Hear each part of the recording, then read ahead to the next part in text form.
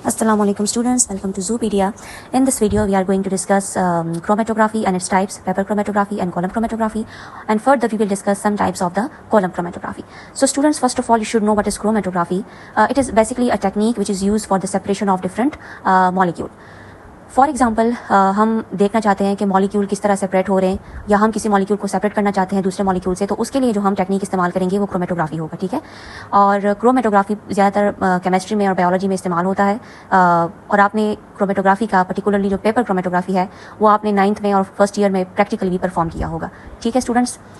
Easy सा experiment होता है इसका। क्रोमेटोग्राफी आजकल मेडिकल के फील्ड में भी बहुत ज़्यादा ये टेक्निक यूज़ हो रही है। फॉर एग्जांपल अगर यूरिन में किसी चीज़ को डिटेक्ट करना है, या बॉडी में पर्टिकुलरली अगर हम बॉडी की बात करें, ब्लड में किसी ड्रग वगैरह को डिटेक्ट करना है और सेपरेट करना है, तो क्रोमेटोग्राफी की टेक्निक यूज़ होती है। तो स्टूडेंट्स, फर्स्ट ऑफ ऑल यहाँ पर ये बात मेंशन करना, ये एक आपके जनरल कॉन्सेप्ट के लिए ये बात बता रही हूँ, आप राइट डाउन कर सकते हैं कि ये जो मॉलिक्यूल हम एक दूसरे से क्रोमेटोग्राफी में सेपरेट करते हैं, तो ये on the basis of molecular weight, on the basis of molecular mass, physical properties और केमिकल प्रॉपर्टीज़ के बेसिस पे एक दूसरे से सेपरेट होती है। स्टूडेंट्स, अब बात करते हैं पेपर क्रोमेटोग्राफी की। तो पहले स्लाइड को स्टडी करते हैं। Sample spot place near bottom of chromatography paper dip in the solvent, जो कि मोबाइल फेज है, और सॉल्वेंट ज़्यादातर हमारा वाटर होता है। Solvent travel up the capillary action, component separate based on polarity and solubility, जैसे कि मैंने आपको बताया कि वो सॉल्युबिलिटी पे, केमिकल और फिजिकल प्रॉपर्टीज पर डिपेंड करता है। And RF value calculated. Students, जैसे कि मैंने आपको बताया, एज आई टोल्ड यू, कि ये एक्सपेरिमेंट आपने किया भी होगा, मैं आपको फिर भी बता देती हूँ कि पेपर क्रोमेटोग्राफी में एक स्टेशनरी फेज होता है जो कि पेपर हम लेते हैं, और एक मोबाइल फेज होता है जो कि सॉल्वेंट यानी कि पर्टिकुलरली वाटर होता है। तो फॉर एग्जाम्पल हमने लिया है हमने लिया एक पेपर, ठीक है। उस पेपर पे हम, उसके बॉटम पे हम इंक का स्पॉट लगाएंगे, और ये देखने के लिए कि इस इंक में और कितने कंपोनेंट्स हैं। तो वो इंक का स्पॉट जब ड्राई हो जाएगा तो हम उसको वाटर में इमर्ज करेंगे, सॉल्वेंट में, इसको रखेंगे, प्रॉपर इसका सेटअप होता है, अरेंजमेंट होती है बीकर वगैरह उसमें, और उसके बाद on the basis of molecular weight ये कंपोनेंट एक दूसरे से सेपरेट होते हैं। थोड़ी देर बाद क्या होता है कि हमने तो पेपर इस तरह रखा था कि उसका जो इंक का स्पॉट लगाया गया था, जैसे कि फॉर एग्जाम्पल ये पेपर है, तो ये और ये सॉल्वेंट है, तो ये जो इंक का स्पॉट है ये हमारा सैंपल है, ठीक है, सैंपल स्पॉट। ये हमने ऐसे रखा कि ये वाटर में कंप्लीटली डिप ना हो, लेकिन फिर भी इसके जो कंपोनेंट्स थे वो देखिए एक दूसरे से सेपरेट हो गए। इसमें बाकी जितने कलर्स थे, ग्रीन कलर था, ये जो है हमारे पास हैवियर था, तो ये नीचे की तरफ है, यानी कि नीचे साइड पे है, इतना ट्रैवल नहीं किया इसने। पिगमेंट C, ठीक है, ये ऑरेंज कलर का, फिर पर्पल पिगमेंट P, फिर पिगमेंट A, इसको हमने नाम दिए। कहने का मकसद ये कि ये क्यों इस तरह से अलग हुए, ये कैपिलरी एक्शन के जरिए से, क्योंकि हमने तो सॉल्वेंट में पूरी तरह से उसको डिबोया नहीं था, ठीक है। तो ये आपके पास जो है ना, दिस इज पेपर क्रोमेटोग्राफी। अब हम बात करते हैं, now let's talk about column chromatography. तो कॉलम क्रोमेटोग्राफी में क्या होता है स्टूडेंट्स, इसमें स्टेशनरी फेज होता है, ठीक है, और वही बात है कि एक इसमें मोबाइल फेज होता है। तो स्टेशनरी फेज जो है वो ज़्यादातर हम क्या लेते हैं स्टूडेंट्स, स्टेशनरी फेज हम सिलिका जेल लेते हैं, या हम चॉक पाउडर लेते हैं।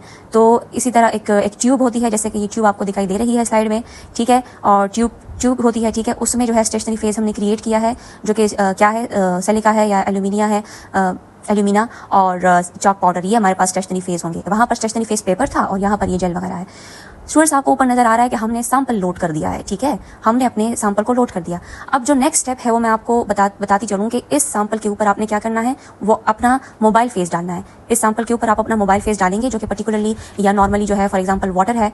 तो अब क्या होगा कि वाटर डालने से ये वाटर जो है ना, ये इस सैंपल को नीचे नीचे की तरफ अपने साथ लेता चला जाएगा, यानी कि ये जो वाटर आपने सैंपल के ऊपर डाला तो ये नीचे नीचे इस तरह आता चला जाएगा। तो आपके जो कंपोनेंट्स हैं वो सेपरेट हो जाएंगे, ठीक है। जो आपका सैंपल है वो नीचे की तरफ आ जाएगा, और सैंपल के मौजूद जो कंपोनेंट्स है, देखिए जो ज़्यादा हैवियर है वो इधर रहेंगे, जो लेस हैवियर है वो सेकंड नंबर पे, जो तो इस तरह से करके आपके जो कंपोनेंट्स है वो सेपरेट हो जाएंगे। और इसमें एक कंट्रोलर यूज़ होता है इस कंपोनेंट्स वगैरह के मूवमेंट को कंट्रोल करने के लिए।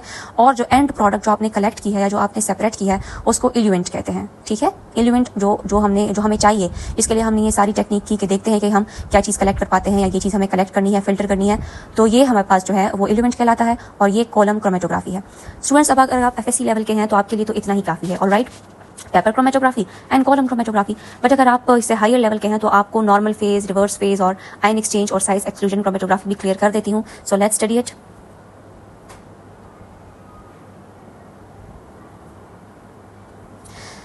स्टूडेंट्स, जो हम बात करते हैं नॉर्मल फेज क्रोमेटोग्राफी की, तो इसमें जो स्टेशनरी फेज होता है वो पोलर होगा और मोबाइल फेज नॉन पोलर होगा, क्योंकि polar molecule stick more to the column and move slowly while non polar molecule come out first. और रिवर्स फेज इसके रिवर्स होता है, जिसमें स्टेशनरी फेज नॉन पोलर होता है बट मोबाइल फेज जो है वो पोलर होगा। तो जब स्टेशनरी फेज जो है वो नॉन पोलर हुआ, ठीक है, यहाँ पर हमने स्टेशनरी फेज तो उसी चीज़ को लिया है जो मैंने आपको बताया, ठीक है, और मोबाइल फेज जो है वो पोलर हुआ। Non polar molecule stick more and move slowly while polar molecule come out first. ये ज़्यादा हम रिवर्स फेज क्रोमेटोग्राफी को ज़्यादातर यूज़ करते हैं। और आयन एक्सचेंज क्रोमेटोग्राफी जो है, इसमें हम मॉलिक्यूल को based on their electric charges इसकी सेपरेशन होती है। जो पॉजिटिव और नेगेटिव चार्ज मॉलिक्यूल है वो कॉलम पर बाइंड होते हैं और डिफरेंट टाइम पर रिलीज होते हैं। Now at the end, if we talk about the size exclusion chromatography, so it's separate molecule according to the size, as the name indicate. Ion exchange और size exclusion में नाम से ही जाहिर है कि क्या हो सकता है इसमें आगे, ठीक है। So जो larger molecule है that basically come out first because they cannot enter the tiny pores, while the small molecule come out later because they enter the pores and take longer part. So students, ये थी types chromatography की, sorry column chromatography की। आप इसको भी यहाँ पर भी स्टडी कर सकते हैं, इसमें प्रॉपर एग्जाम्पल के साथ मेंशन है। Got it? Reverse phase and size exclusion.